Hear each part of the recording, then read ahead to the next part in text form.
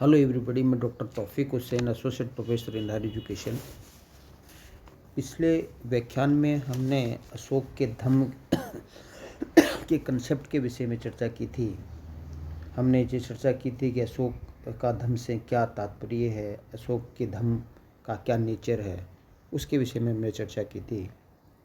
आज हम अशोक के द्वारा जो धम्म के प्रचार के लिए है वो कौन कौन से एफर्ट्स किए गए, कौन कौन से प्रयास किए गए, उसके विषय में चर्चा करेंगे।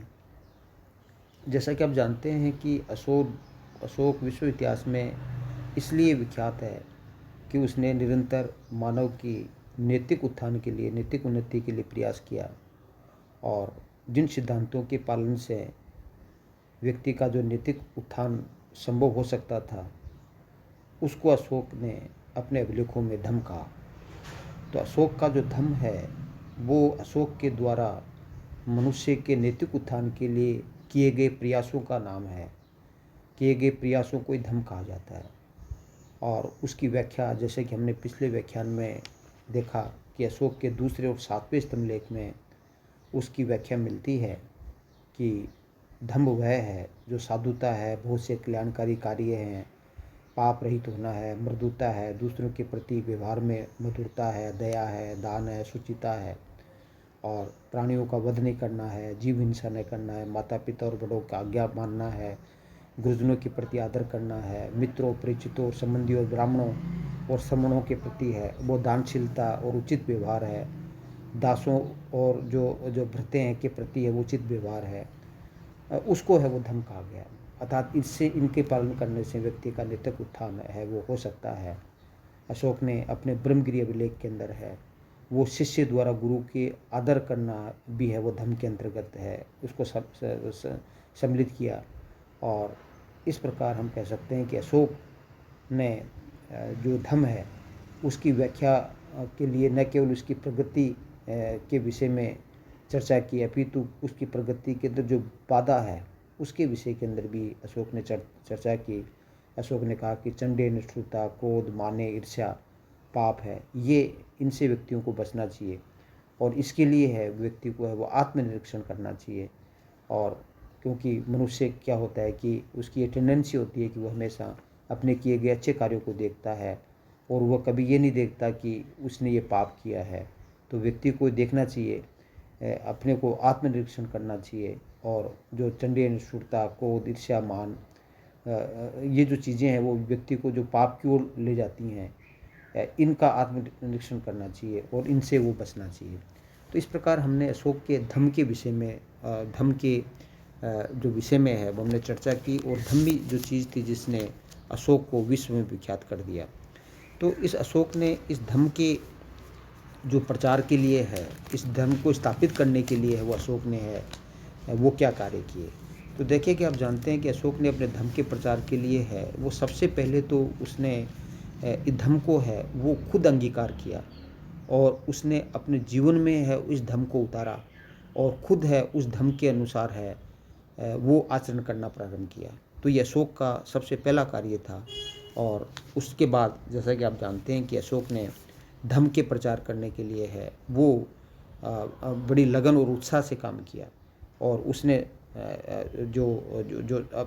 सबसे पहले धर्म को अपनाया, और इसके लिए उसने है वो हमेशा हमेशा के लिए है वो युद्ध का त्याग कर दिया, और उसने भीरी घोष, जिसको युद्ध घोष कहा जाता है, इस युद्ध घोष की नीति का उसने परित्याग कर दिया, और उसके स्थान पर उसने धम्म घोष की नीति अपनाई, और अपनी सारी ऊर्जा, पूरी एनर्जी है वो मानव के नैतिक उत्थान है, मोरल उसका मनुष्य का ऊंचा हो, उसके लिए अपना पूरा जीवन है वो उसने है वो लगा दिया। तो अशोक ने इसके लिए, धर्म के प्रचार के लिए है वो न केवल स्वयं धर्म अपनाया, अपितु धर्म के प्रचार के लिए उसने काम किया, युद्ध घोष की नीति को त्याग दिया, और मनुष्य का जो नैतिक उत्थान हो उसके लिए उसने सबसे पहले है, जैसा कि आप जानते हैं कि उसने अहिंसा के मार्ग को अपनाया, क्योंकि अहिंसा से व्यक्ति का नैतिक उत्थान होता है। और उसने अपने प्रथम शिलालेख में है जीव हत्या पर है रोकने की है वो एक तरह से एक विज्ञप्ति है वो जारी की, और जो कि प्रथम शिलालेख में है वो मिलती है। और उसने उस विज्ञप्ति में कहा कि यज्ञ के लिए पशुओं की बलि है वो नहीं दी जाए, तो इसका तात्पर्य ये था कि उसने एक तरह से पशु बलि पर है वो प्रतिबंध लगा दिया। लेकिन क्योंकि उस समय है वो पशु बलि पर पूर्ण रूप से प्रतिबंध लगाना है वो संभव नहीं था, क्योंकि राज की रसोई में भी है वो सैकड़ों पशु है वो मारे जाते थे। इसके लिए उसने है वो एक मध्यम मार्ग निकाला और राज की रसोई में 2 मोर और 1 मृग है उसको मारे जाने की अनुमति दी। और भविष्य के अंदर है उसने कहा कि इन पशुओं को भी है वो नहीं मारा जाएगा। तो इस प्रकार अशोक ने है वो बड़ी सूझबूझ से वो काम लिया, एकदम से प्रतिबंध लगा करके उसने धीरे धीरे है वो प्रतिबंध लगाने का प्रयास किया। इसके अलावा अशोक ने जो एक तरह से क्या है कि जो धर्म की पालना करने के लिए है उसने एक तरह से जो सामाजिक उत्सव है जिन पर पशुओं की हिंसा होती थी, और वो वो विभिन्न प्रकार के जो फंक्शन थे जिसपे अनियंत्रित आमोद प्रमोद होता था, जिसमें सूरापान होता था, मांस भक्षण होता था, पशुओं का युद्ध जिसको मल्लयुद्ध कहा जाता था वो होता था, उस पर उसने बिल्कुल प्रतिबंध लगा दिया। और उसके स्थान पर अशोक ने है धम्म सभा है उसकी स्थापना की। और इसके लिए है वो अशोक ने है वो एक तरह से एक तरह से क्या है कि इन जो विहार यात्राएं हैं, या जिसको हम कहें कि जो ये सामूहिक उत्सव जिसके द्वारा है वो व्यक्ति का नैतिक पतन होता है, उसके स्थान पर है उसने धम्म सभाओं का आयोजन करना आरंभ किया। और इन आयोजनों के अंतर्गत उसने जैसे विमान दर्शन है, हस्ती दर्शन है, आदि चीज़ें हैं उनको बढ़ावा दिया, जिससे कि है वो एक तरह से क्या है कि लोगों का नैतिक उत्थान हो। तो इसके लिए धम्म सभाओं के लिए उसने है वो एक तरह से है वो कार्य किया। और जनता में धर्म के प्रति जो अनुराग पैदा करने के लिए है, जैसे मैंने आपको बताया कि विमान, हाथी और सुरख की झांकियाँ हैं उसके प्रदर्शन करने की वो व्यवस्था की। इसके अलावा अशोक ने धर्म के प्रचार के लिए है वो विहार यात्राएं हैं जिसमें पशुओं का शिकार होता था उसको बंद कर दिया, और उसके स्थान पर अशोक ने धम्म यात्राएं प्रारंभ की। और इन धम्म यात्राओं के अवसर पर अशोक है वो एक तरह से क्या होता था कि वो ब्राह्मणों और श्रमणों को है वो दान देने की व्यवस्था करता था, वृद्धों को वो श्रवण दान है वो देता था। और अशोक ने क्या है कि जो ये विहार यात्राएं हैं उन पर एक तरह से प्रतिबंध लगा दिया, और उसके स्थान पर है उसने धर्म यात्राएं वो प्रारंभ की। और इन धर्म यात्राओं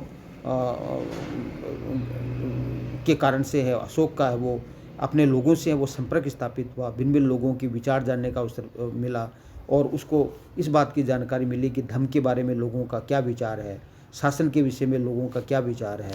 तो लोगों से कनेक्ट होने का और उनकी मन की बात है वो सुनने का अवसर अब अशोक को मिला। और एक तरह से इससे जो वहाँ के स्थानीय शासक हैं उन पर भी नियंत्रण करने का भी अवसर उसको मिल गया।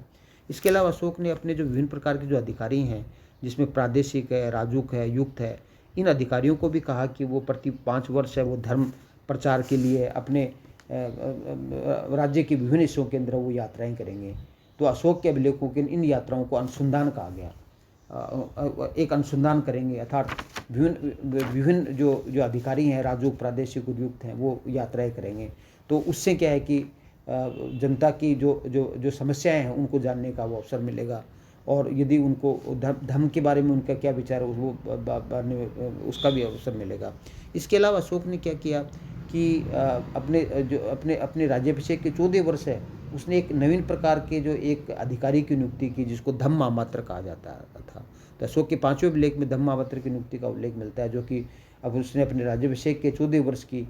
और इस धम्म महामात्र है वो एक नए प्रकार का कर्मचारी होता था, अधिकारी होता था, और इसका कार्य है वो जनता को धर्म की बातें समझाना था, और धर्म के प्रति उनमें रुचि पैदा करना था, उनमें अवेयरनेस पैदा करना था, उनमें इंटरेस्ट पैदा करना था। और इसके अलावा जो एक तरह से क्या करना चाहिए कि ये जो धम्म महामात्र है वो समाज के जो सभी वर्ग है, ब्राह्मण, क्षत्रिय, वैश्य, शूद्र है, उनके कल्याण के लिए है वो कार्य करते थे। और एक तरह से इन जो धम्म महामात्र है उन धम्म महामात्रों की नियुक्ति है वो अशोक ने के धर्म प्रचार के अंदर है वो महत्वपूर्ण है वो साबित हुई। तो एक तरह से क्या है कि अशोक ने धम्म महामात्रों की नियुक्ति की, और एक तरह से एक धम्म विभाग है उसकी भी स्थापना की, जिससे कि एक तरह से धर्म का प्रचार है वो किया जा सके। और एक तरह से क्या है कि अशोक ने एक तरह से जो धर्म का प्रचार है, न केवल अपने साम्राज्य की सीमाओं में अपितु विदेशों के अंदर भी है, उसने है एक तरह से है धर्म प्रचार करने का है वो प्रयास किया। और इसके लिए उसने जो विदेशों में धर्म प्रचार करने के लिए उसने विभिन्न प्रकार के जो दूत हैं वो भेजे। और इसमें अब जो जो जो श्रीलंका के अंदर अपने पुत्र महेंद्र और संघमित्रा को उसने भेजा। और इसके साथ साथ अशोक ने अपने शासनकाल के अंदर है वो तृतीय बौद्ध संगीति का भी आयोजन किया।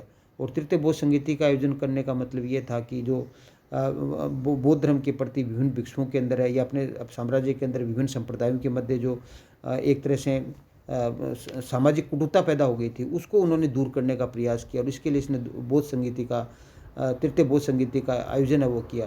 तो वो भी धर्म के प्रचार के लिए एक तरह से महत्वपूर्ण साबित हुई। तो इस तरह से हम कह सकते हैं कि अशोक ने है वो धर्म के प्रचार के लिए है वो काफ़ी प्रयास किए। और उससे उनके प्रयास के कारण से ही है वो अशोक है वो अपने साम्राज्य को संगठित करने के अंदर वो सफल रहा और अपने साम्राज्य की एकता स्थापित करने के अंदर है वो सफल रहा।